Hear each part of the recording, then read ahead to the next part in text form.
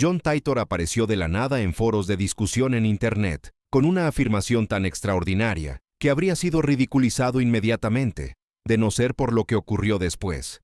No era simplemente otro teórico de la conspiración, ni un farsante en busca de atención.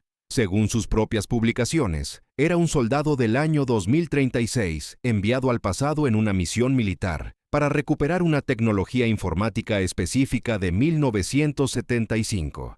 Pero su misión lo había llevado a atravesar nuestra línea temporal, y decidió compartir lo que sabía sobre nuestro futuro inmediato.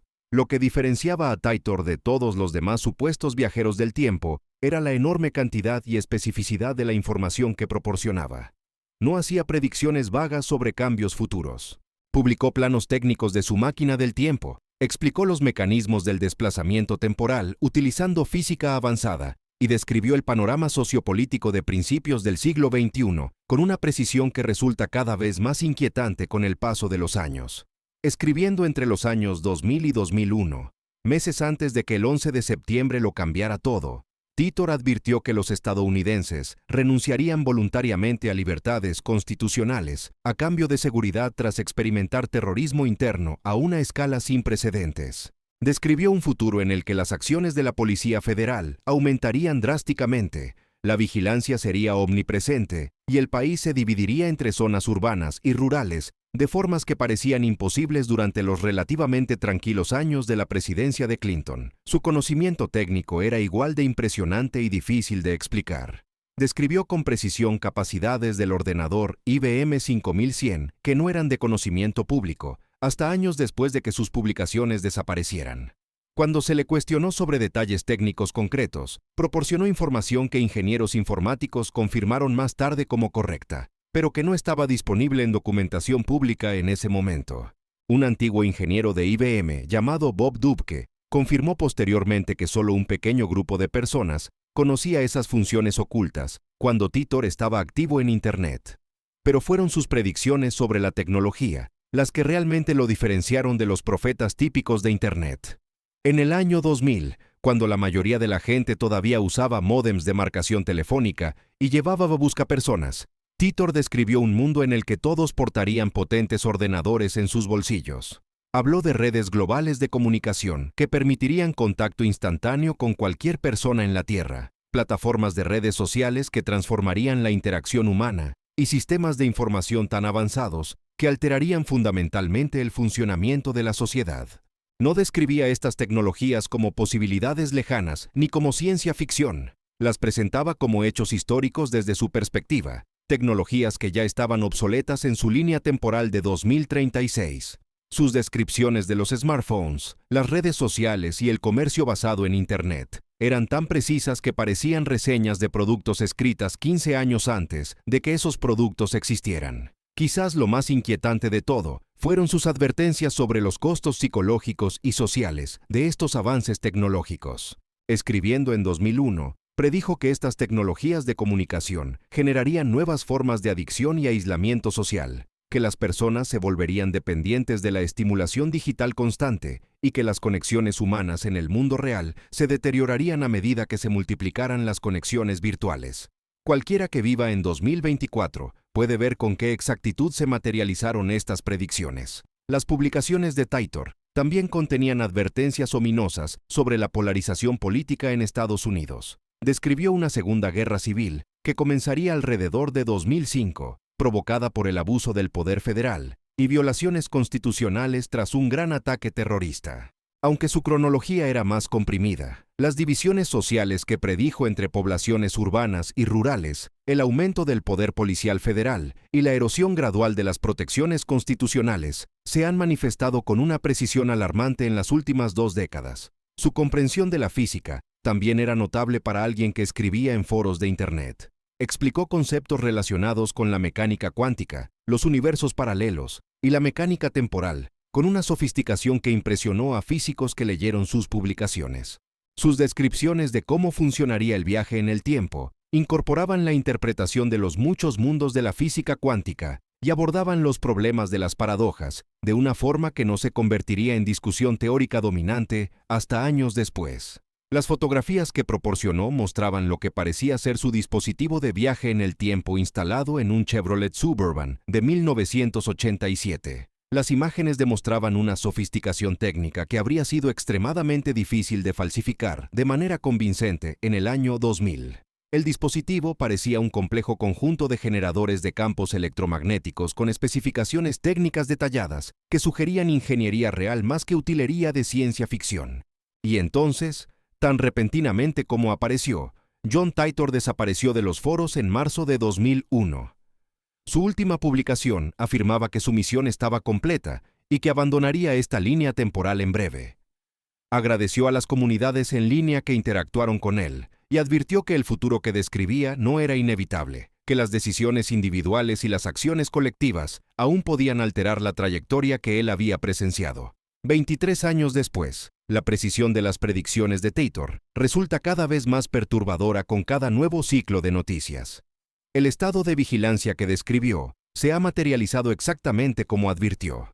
Las plataformas de redes sociales que predijo han transformado la civilización de la manera precisa que anticipó. La polarización política y la erosión constitucional que pronosticó se han acelerado más allá de lo que incluso los más pesimistas imaginaban posible en 2001. Los escépticos sostienen que Titor era simplemente un observador agudo de tendencias emergentes que empaquetó conjeturas bien fundamentadas dentro de una narrativa entretenida de viajes en el tiempo. Señalan que algunas de sus predicciones más dramáticas, como una guerra civil abierta para 2015, no se materializaron exactamente como él las describió.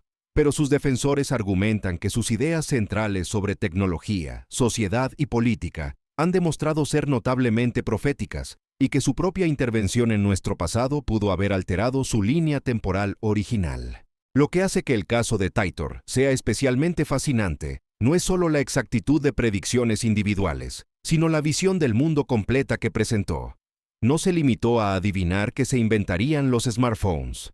Describió todo un ecosistema tecnológico y social que no emergería hasta más de una década después, con efectos psicológicos y consecuencias sociales que hoy son innegablemente reales. La investigación sobre la verdadera identidad de Titor ha revelado pistas intrigantes, pero ninguna respuesta definitiva. Algunas evidencias apuntan a un elaborado engaño orquestado por abogados del mundo del entretenimiento en Florida, pero el conocimiento técnico demostrado en sus publicaciones sugiere la participación de alguien con experiencia avanzada en informática y física.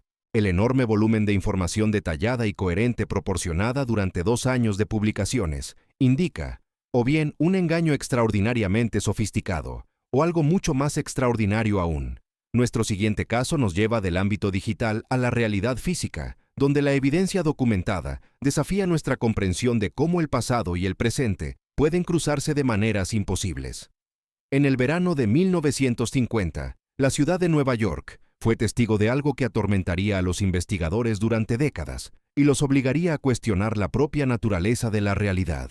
Lo que comenzó como un accidente de tráfico rutinario en Times Square se convirtió en uno de los casos de desplazamiento temporal más documentados jamás registrados, acompañado de pruebas físicas que desafían toda explicación racional. La víctima era un hombre llamado Rudolph Fentz, atropellado y muerto por un taxi en una concurrida tarde de jueves de junio. En circunstancias normales, habría sido solo otra estadística trágica en una ciudad donde los accidentes peatonales eran, lamentablemente, comunes. Pero cuando la policía registró el cuerpo, descubrió algo que transformó una simple muerte por accidente en un misterio imposible que desafía todo lo que creemos saber sobre el tiempo. Fentz vestía ropa que pertenecía a otro siglo. Llevaba un abrigo negro tipo levita, botas abotonadas y un chaleco con un reloj de bolsillo dorado, todo aparentemente propio de la década de 1870. Sin embargo, no se trataba de disfraces ni de reproducciones antiguas. La ropa no mostraba signos de envejecimiento, desgaste ni deterioro, como cabría esperar de prendas de más de 80 años. Todo parecía completamente nuevo, como si acabara de ser confeccionado. En sus bolsillos había objetos que profundizaban el misterio de forma exponencial. Había botones de latón, una ficha de cobre que daba derecho a una cerveza gratis en una taberna que había sido demolida en 1876, y $70 en billetes que llevaban décadas fuera de circulación. Lo más desconcertante era lo que no tenía. Ninguna identificación moderna, ningún objeto que lo vinculara a 1950, y ningún indicio de enfermedad mental o confusión que pudiera explicar su apariencia anacrónica. Los testigos describieron a Fentz mirando a su alrededor en Times Square con total desconcierto, como si estuviera viendo la ciudad moderna por primera vez. Su comportamiento sugería a alguien genuinamente desorientado por su entorno, no a alguien participando en una broma elaborada. Se adentró directamente en el tráfico, como si no fuera consciente del peligro de los automóviles, moviéndose con la cautela deliberada de alguien ajeno al transporte moderno. El capitán Hubert Rhyme, de la Oficina de Personas Desaparecidas, decidió investigar lo que debería haber sido un caso sencillo. Lo que descubrió en los archivos antiguos del departamento desafió toda lógica y causalidad. En los registros de personas desaparecidas de 1876, encontró una entrada sobre Rudolf Fentz, de 29 años, que había desaparecido sin dejar rastro durante un paseo nocturno cerca de su hogar. La descripción coincidía perfectamente con la víctima del accidente, hasta en los más mínimos detalles físicos: estatura, peso, color de cabello, rasgos faciales e incluso cicatrices y marcas de nacimiento coincidían exactamente entre el desaparecido de 1876 y el fallecido de 1950. La probabilidad matemática de que una correspondencia física tan precisa ocurriera por casualidad roza lo imposible. La investigación de Rhyme reveló pruebas aún más inquietantes. En el directorio telefónico de Nueva York de 1939 aparecía un listado de Rudolf Fentz Jr. Al ser contactado, este hombre afirmó que su padre había desaparecido misteriosamente en 1876 durante un paseo nocturno habitual y nunca volvió a ser visto. Proporcionó una fotografía de su padre desaparecido que era idéntica al hombre muerto en Times Square, creando una conexión generacional que abarca casi 3/4 de siglo. Las pruebas físicas planteaban problemas que la ciencia forense no podía explicar adecuadamente. La ropa, aunque claramente de la década de 1870, no mostraba signos de envejecimiento, daños por polillas ni deterioro químico, algo inevitable tras décadas de almacenamiento. Las telas conservaban tintes y texturas que sugerían fabricación reciente, aunque los estilos y métodos de confección eran auténticamente victorianos. Los billetes presentaban sus propias imposibilidades. Expertos en moneda confirmaron que eran auténticos y habían sido de curso legal en su época, no reproducciones ni piezas de colección. Sin embargo, mostraban un desgaste mínimo a pesar de haber sido supuestamente transportados durante 74 años. La calidad del papel y las características de impresión coincidían perfectamente con los estándares del tesoro de la década de 1870, pero su estado de conservación sugería una impresión reciente.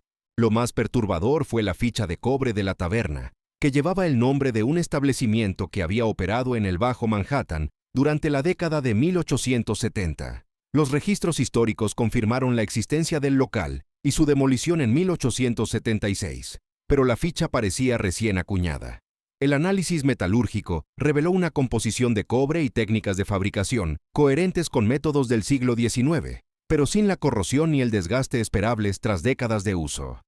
El caso fue archivado discretamente y olvidado por los canales oficiales, considerado demasiado extraño e inexplicable para el público. Sin embargo, los agentes retirados que participaron en la investigación continuaron discutiéndolo en privado durante décadas. Habían presenciado pruebas físicas que desafiaban suposiciones fundamentales sobre el tiempo, la causalidad y la propia naturaleza de la realidad.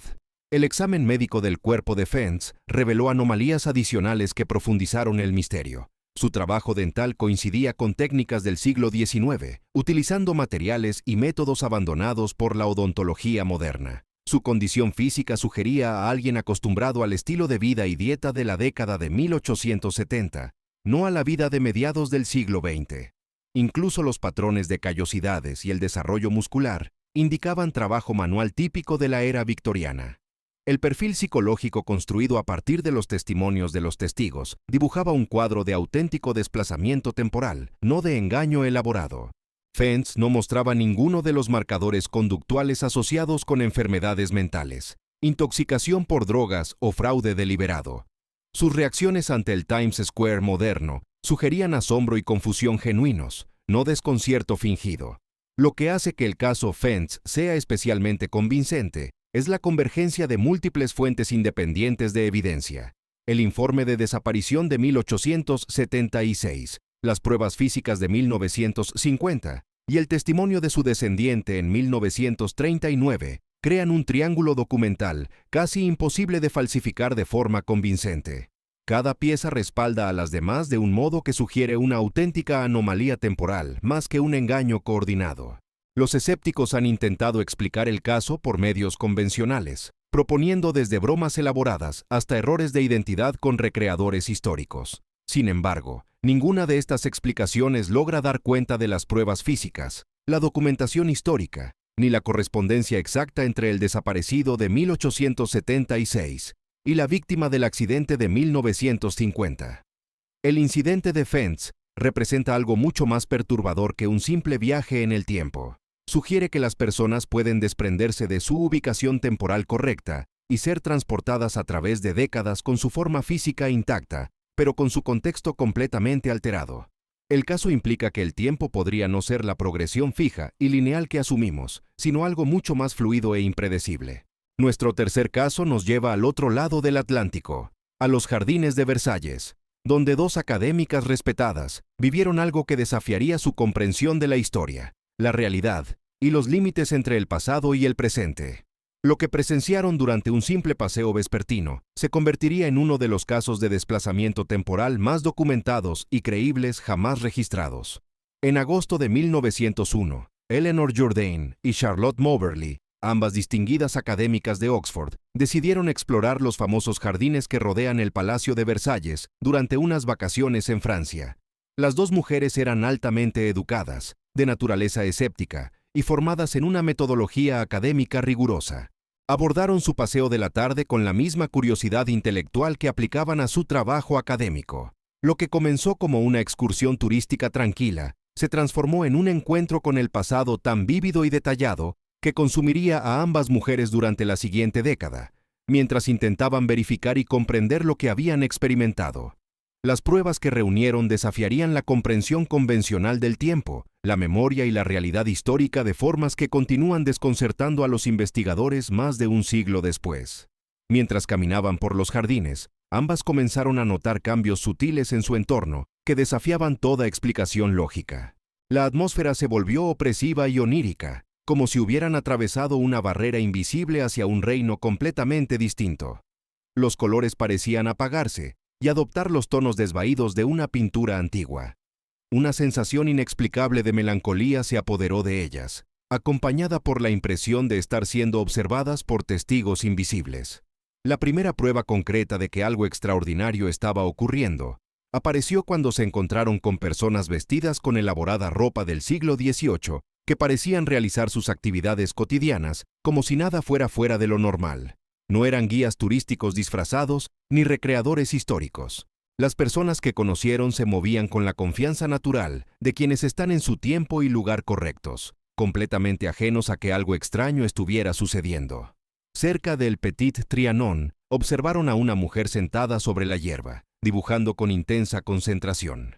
Ella las miró con leve curiosidad, antes de volver a su trabajo artístico. La vestimenta, el peinado y la apariencia general de la mujer coincidían con las descripciones históricas de María Antonieta con una precisión inquietante. Más importante aún, el lugar donde la encontraron era exactamente el mismo en el que los registros históricos indicaban que la reina pasaba sus tardes de verano durante los últimos años antes de la Revolución Francesa. El entorno arquitectónico que observaron presentaba pruebas igualmente imposibles. Edificios que habían sido demolidos décadas antes de 1901 aparecían sólidos y funcionales. Jardines que habían sido rediseñados varias veces desde el siglo XVIII mostraban su disposición original de 1789 con una exactitud perfecta.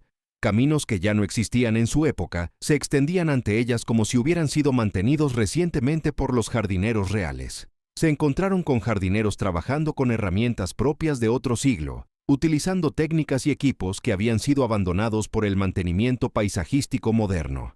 Los trabajadores reconocían su presencia con la cortesía casual típica de sirvientes, acostumbrados a encontrarse con nobles y visitantes en los jardines reales. Ninguno parecía sorprendido por la presencia de dos mujeres inglesas, vestidas a la moda victoriana. Lo más impactante fue su interacción con un hombre vestido con una capa oscura, que les indicó con gestos urgentes que se alejaran de una determinada dirección. Más tarde se darían cuenta de que este individuo guardaba un parecido exacto con el conde de Vaudreuil, uno de los cortesanos de María Antonieta, cuyos retratos detallados se conservaban en archivos históricos. Su vestimenta, sus modales e incluso sus rasgos faciales coincidían con las descripciones documentadas con una precisión casi fotográfica. Cuando regresaron a su hotel esa misma noche, ambas mujeres estaban profundamente afectadas por lo que habían vivido. Como académicas formadas, comenzaron de inmediato una investigación sistemática que ocuparía la siguiente década de sus vidas. Entrevistaron a historiadores, estudiaron mapas del siglo XVIII de Versalles y compararon sus recuerdos con registros históricos con el mismo rigor que aplicaban a sus investigaciones universitarias. Lo que descubrieron resultó aún más inquietante que la experiencia original. Cada detalle que habían observado podía verificarse como históricamente exacto para el verano de 1789, apenas unos meses antes de que la Revolución Francesa arrasara con el mundo que aparentemente habían visitado.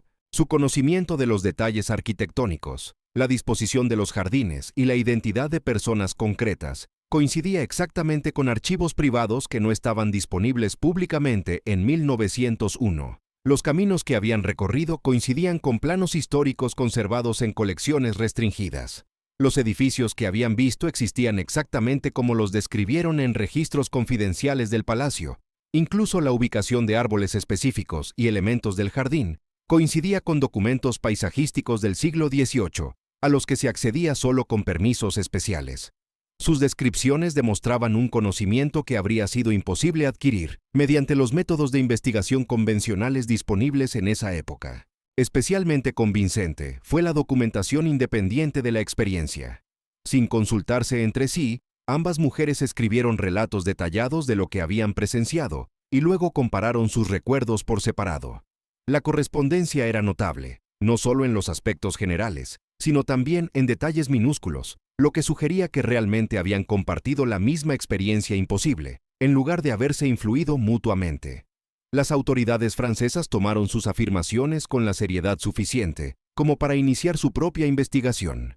Investigadores oficiales confirmaron que las mujeres habían descrito con exactitud características de Versalles que existían en 1789, pero que habían sido modificadas o eliminadas para 1901. La precisión de su conocimiento histórico impresionó incluso a funcionarios escépticos que inicialmente habían descartado el relato como una fantasía turística o una ilusión académica. La verificación independiente llegó de la mano de historiadores de la arquitectura, quienes descubrieron que Jourdain y Moberly habían descrito detalles estructurales que no aparecían en ningún documento público, pero que sí estaban confirmados por registros privados del palacio.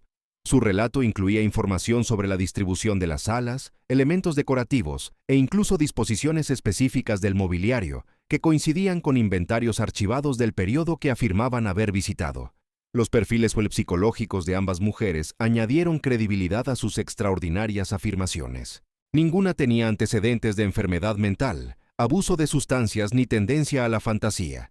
Ambas eran académicas respetadas con reputaciones de rigor intelectual y pensamiento crítico. Sus colegas en Oxford confirmaron que abordaron esta investigación con el mismo escepticismo metódico que aplicaban a su trabajo profesional. Lo que hacía su caso especialmente convincente era la autenticidad emocional de la experiencia. Ambas describieron haber sentido una tristeza genuina y una sensación de fatalidad mientras se encontraban en el pasado. Emociones que encajaban perfectamente con el momento histórico que afirmaban haber presenciado. Habían encontrado a María Antonieta durante su último verano de relativa libertad, pocos meses antes de que la revolución destruyera su mundo para siempre. Los detalles sensoriales que registraron sugerían una experiencia directa más que una reconstrucción imaginativa. Describieron sonidos, olores y sensaciones táctiles específicas que indicaban una presencia física en el entorno del siglo XVIII. La calidad de la luz, la textura de los caminos de grava e incluso la fragancia particular de los jardines de la época fueron documentadas con una precisión que sugería memoria sensorial auténtica y no especulación histórica. Los escépticos intentaron explicar su experiencia mediante la psicología convencional, proponiendo desde alucinaciones compartidas hasta criptomnesia, un fenómeno en el que conocimientos históricos olvidados resurgen como recuerdos aparentes.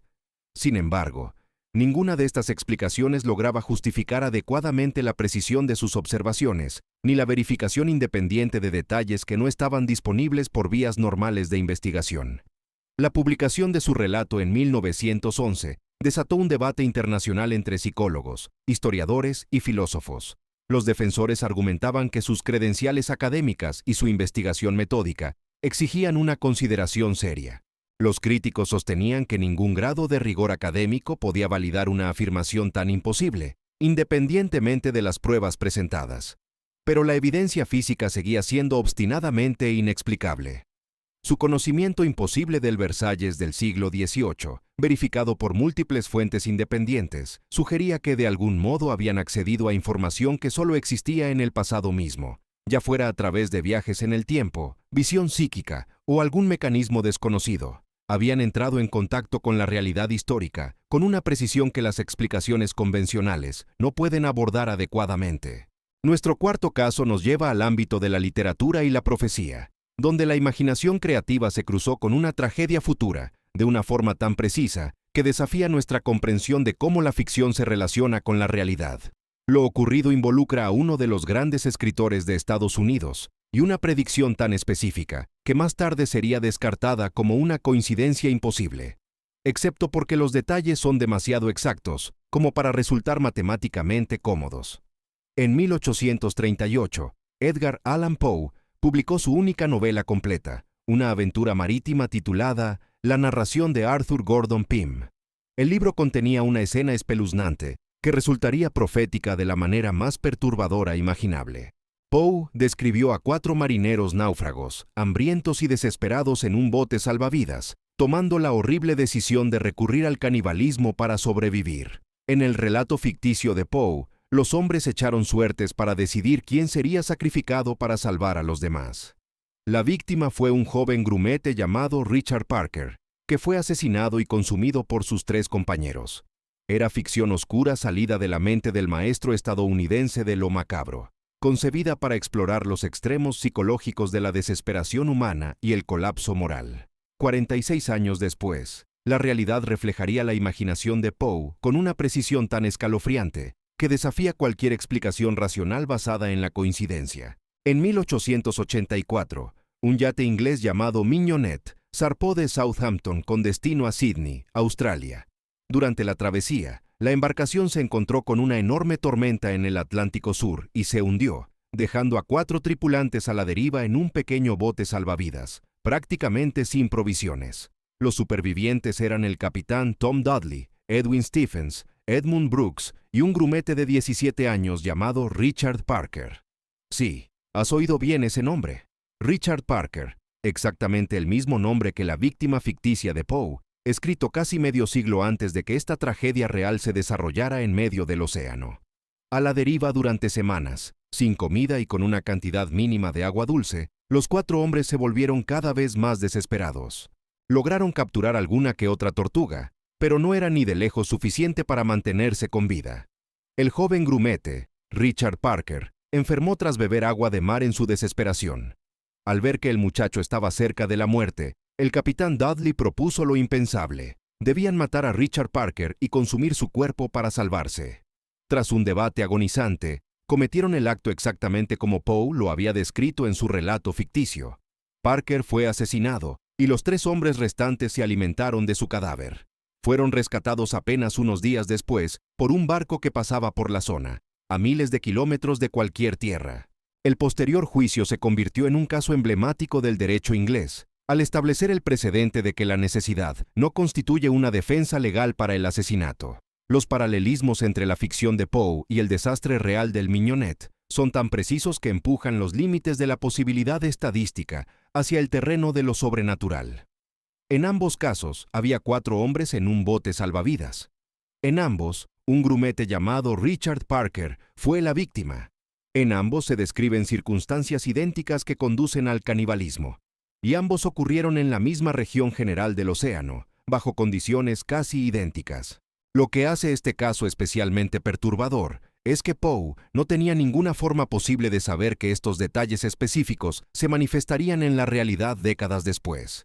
No podía haber predicho que alguien con el nombre exacto de su víctima ficticia acabaría en circunstancias idénticas, enfrentando el mismo destino horrible. Y, sin embargo, su imaginación oscura se convirtió en realidad profética, con una precisión quirúrgica que desafía cualquier explicación racional. Las probabilidades matemáticas de que este nombre concreto aparezca tanto en la versión ficticia como en la real de este escenario exacto son astronómicamente remotas. Poe creó a Richard Parker desde su imaginación en 1838. El Richard Parker real nació años después de que la novela fuera publicada. Recibió un nombre que más tarde sellaría su destino en circunstancias idénticas a las que Poe había inventado. Esta coincidencia nos obliga a enfrentarnos a preguntas profundamente inquietantes sobre la relación entre la imaginación y la realidad. ¿Pueden las mentes creativas acceder a veces a información sobre eventos futuros a través de mecanismos que no comprendemos? ¿Se repiten ciertos patrones trágicos a lo largo del tiempo con una precisión matemática?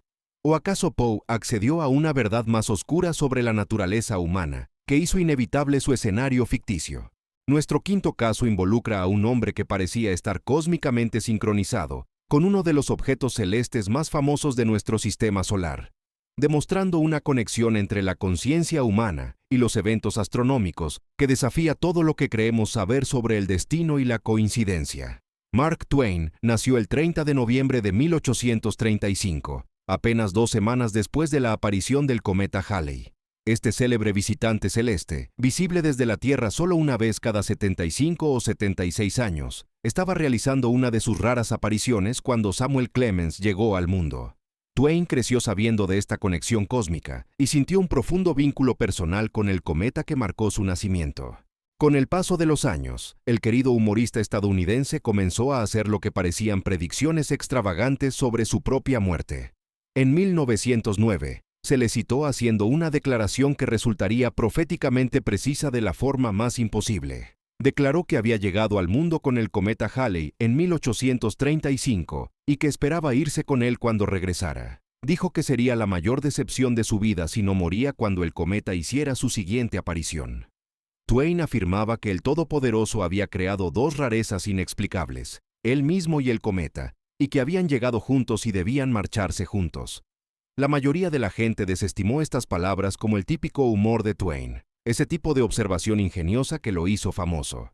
Nadie esperaba que el universo se lo tomara en serio. El cosmos decidió concederle su deseo con una precisión temporal que parece orquestada por fuerzas más allá de la comprensión humana. Mark Twain murió de un ataque al corazón el 21 de abril de 1910. El cometa Halley había pasado por su punto más cercano a la Tierra el día anterior, el 20 de abril. Literalmente llegó con el cometa y se fue con él, exactamente como había predicho un año antes. No se trató simplemente de alguien haciendo una conjetura afortunada sobre su propia muerte. Representa a un hombre que parecía comprender su conexión cósmica con un objeto celeste y que predijo con exactitud el momento de su propia muerte basándose en esa relación. Las probabilidades matemáticas de que esta predicción se cumpliera con semejante precisión son asombrosas, especialmente si se tiene en cuenta el ciclo de 75 años del cometa. Lo que hace aún más notable la coincidencia cósmica de Twain es su aparente conciencia del patrón antes de que éste se completara. No se limitó a experimentar una sincronía a posteriori. La predijo públicamente, la anunció al mundo y luego vivió lo suficiente como para verla cumplirse con precisión astronómica. Esto sugiere que algunas personas podrían nacer con una comprensión intuitiva de su lugar dentro del orden cósmico. Nuestro sexto caso, capaz de romper esquemas mentales, nos lleva al ámbito de la genética y el comportamiento humano de una forma que desafía fundamentalmente todo lo que creemos sobre el libre albedrío y la elección individual. Lo que estás a punto de descubrir te hará cuestionarte si las decisiones que crees tomar de manera independiente están realmente predeterminadas por fuerzas que escapan a tu control. En 1940, 2 gemelos idénticos nacieron en Ohio y fueron separados cuando tenían apenas unas semanas de vida. Fueron adoptados por familias diferentes que no tenían conocimiento de la existencia de la otra. Ambas familias adoptivas, por pura coincidencia, decidieron llamar a su nuevo hijo James. Uno se convirtió en James Springer, el otro en James Lewis. Durante 39 años, estos 2 hombres vivieron vidas completamente separadas, sin saber que existía en algún lugar del mundo una versión idéntica de sí mismos. Cuando finalmente se reencontraron en 1979, Lo que descubrieron desafió cualquier explicación racional del comportamiento humano y de la elección personal. Las similitudes iban mucho más allá de lo que la genética podría explicar razonablemente. Ambos gemelos, James, medían exactamente 1,83 metros y pesaban 82 kilos. Durante la infancia, ambos tuvieron perros llamados Toy. Ambos destacaron en matemáticas, pero tuvieron dificultades con la ortografía en la escuela. A ambos les gustaba la carpintería como afición y mostraban talento para el dibujo mecánico. Estas similitudes podrían explicarse por la genética compartida, pero lo que vino después empuja la coincidencia al territorio de lo sobrenatural. Ambos hombres se casaron con mujeres llamadas Linda. Ambos se divorciaron de sus esposas llamadas Linda y posteriormente se casaron con mujeres llamadas Betty. Ambos tuvieron hijos a los que llamaron James Allen, aunque uno de ellos escribió el segundo nombre como Alan. Los paralelismos profesionales eran igualmente imposibles de explicar desde una comprensión convencional del desarrollo humano. Ambos trabajaron a tiempo parcial como ayudantes del sheriff, a pesar de haber crecido en estados diferentes y sin ningún tipo de comunicación entre sus familias adoptivas. Ambos eran fumadores empedernidos y preferían los cigarrillos Salem. Ambos conducían automóviles Chevrolet de color azul claro, del mismo modelo y del mismo año. Las sincronías médicas alcanzaron niveles que desafiaban todo lo que los científicos creían saber sobre la genética y el entorno. Ambos sufrían dolores de cabeza por tensión que comenzaron exactamente a la misma edad. Ambos se mordían compulsivamente las uñas y mostraban hábitos nerviosos idénticos. Ambos habían ganado y perdido exactamente 10 kilos en el mismo momento de sus vidas adultas, siguiendo patrones de peso que se reflejaban entre sí con una precisión matemática. Incluso sus actividades de ocio mostraban una coordinación imposible tras décadas de separación. Ambos pasaban las vacaciones en el mismo pequeño complejo de playa en Florida, a veces durante las mismas semanas, sin llegar nunca a encontrarse. Se alojaban en los mismos hoteles, visitaban las mismas atracciones y seguían rutinas vacacionales casi idénticas, a pesar de vivir a cientos de kilómetros de distancia. No se trataba solo de similitudes superficiales o preferencias coincidentes. Eran decisiones de vida, condiciones médicas y patrones de comportamiento que parecían estar codificados en su ADN, con una especificidad que la ciencia no podía explicar adecuadamente. Los gemelos Jim se convirtieron en objeto de estudios intensivos en la Universidad de Minnesota, donde los investigadores analizaron hasta qué punto la genética influye en el comportamiento humano. Su caso ofreció pruebas contundentes de que nuestros genes controlan mucho más de nuestras vidas, de lo que nadie había imaginado hasta entonces.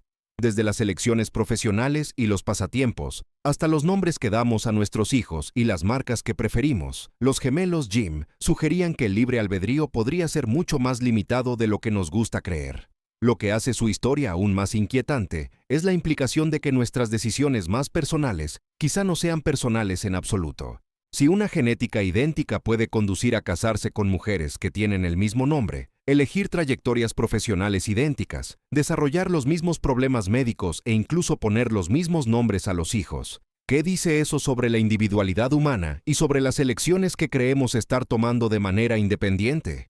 Las implicaciones psicológicas van más allá del comportamiento individual y alcanzan preguntas sobre la propia conciencia. ¿Estaban ambos James tomando decisiones conscientes que simplemente coincidían a la perfección? ¿O seguían patrones predeterminados escritos en su código genético?